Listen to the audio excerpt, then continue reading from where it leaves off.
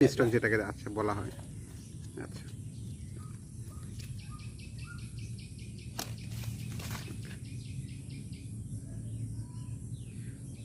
তো এই জাম গাছের ক্ষেত্রে যে কলম করা হয়, আমরা তো সাধারণত জানি স্থানীয় যে জাম গাছগুলো রয়েছে, হ্যাঁ, ওগুলো তো অনেক বড় হওয়ার পরে আপনার ফলন দেয়, হ্যাঁ, এই জন্যই তো আমাদের এই ক্ষেত্রে ছোট গাছে ফলন ধরার জন্য এই কলমটা আমরা চারা না করে কলম করে দিই আমরা। আচ্ছা, এটাতে কতদিন পরে আপনার ফলন আসবে?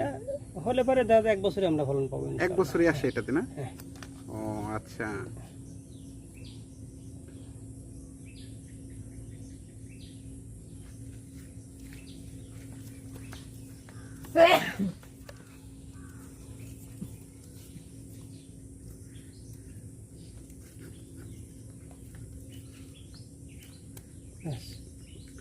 এটা কতদিন পরে খোলা হবে পলিটা? এটা তো পলিটা খুলতে হবে 2 থেকে 2.5 মাস পর। 2 থেকে 2.5 মাস, তাহলে এটা বেশি মনে হয় না? সময়টা একটু বেশি না? পলিথিন 1-2 মাস পরে খুলতে হয় সবগুলা ক্ষেত্রে। সবগুলো না? কাটতে 2 মাস 2.5 মাস পরে খুলতে হয়।